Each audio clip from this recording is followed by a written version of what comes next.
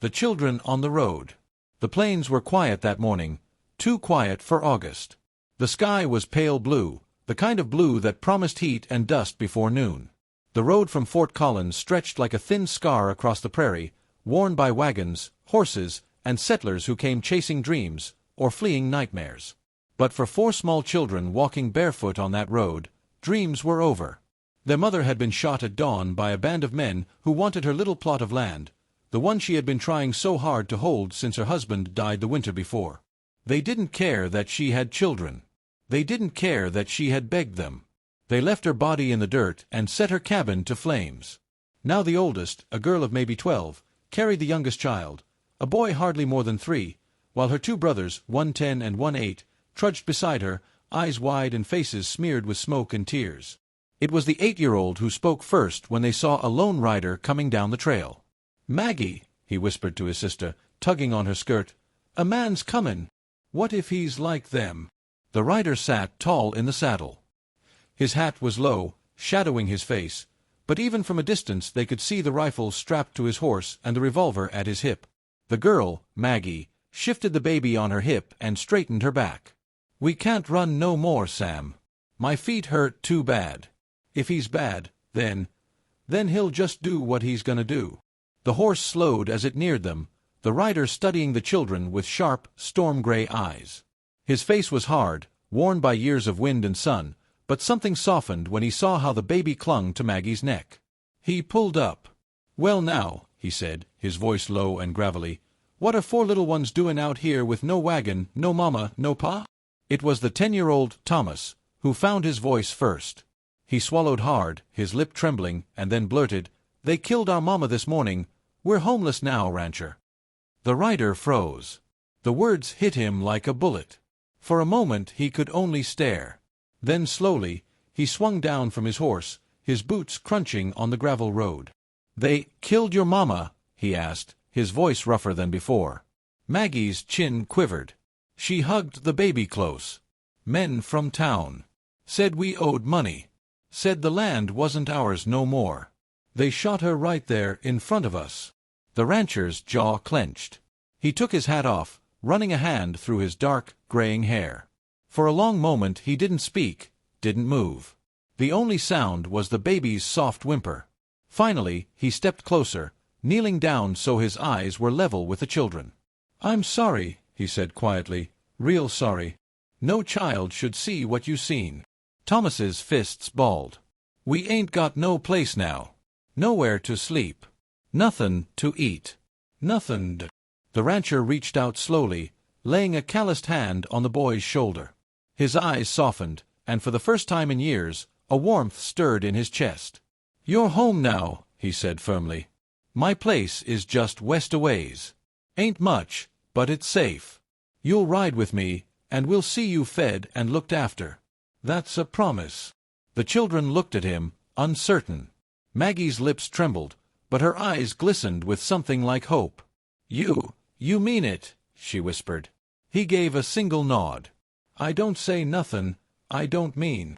And with that, he lifted the baby gently from Maggie's arms, swung him into the saddle, and helped the others climb up behind. He walked beside his horse the whole way home, for frightened orphans clinging to the animal as if it were their last chance at life. That was how rancher Luke Harding, widower, loner, and man who thought he'd buried his heart years ago, found himself the guardian of 4 lost souls on a hot August day. A new kind of family.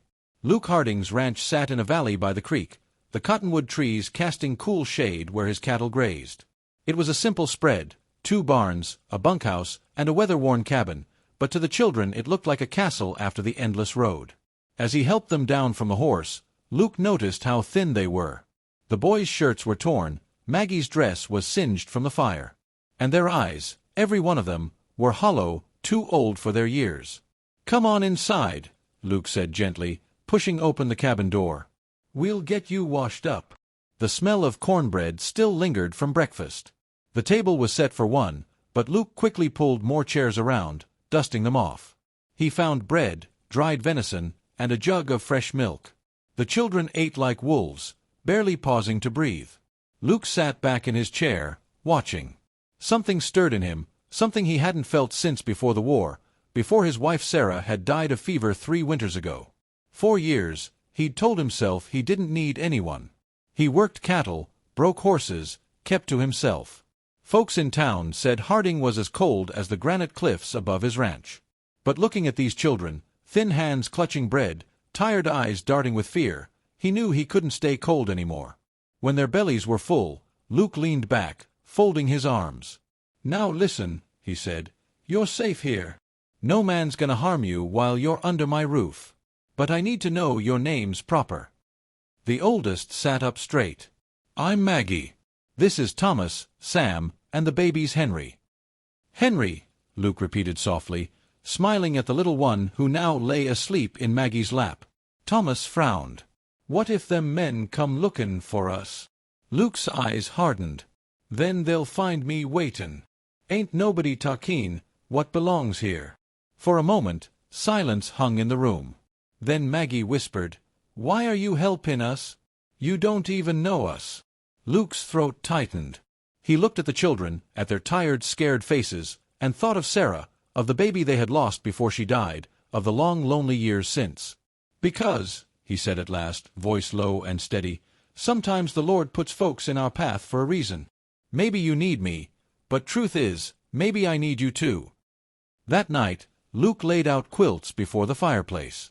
The children curled together like puppies, Maggie holding Henry close, while Luke sat in his chair, rifle across his knees, watching the fire die low. For the first time in years, the cabin didn't feel empty. The weeks that followed were hard but healing. The children learned the rhythms of ranch life, feeding chickens, gathering eggs, carrying water from the creek. Maggie helped with cooking, Thomas mended fences with Luke, Sam herded calves, and little Henry toddled after them all. There were nights of tears, when the memory of their mother cut too deep. But Luke was always there, steady as the earth, holding them close, telling them they were safe.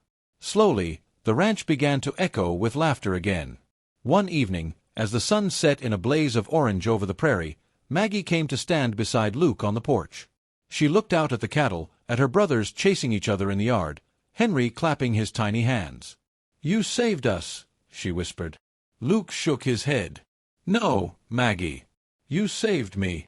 And as the crickets sang in the tall grass and the stars began to prick the darkening sky, Luke Harding realized something he never thought possible again. He wasn't alone anymore. He had a family, and no one would ever take that away.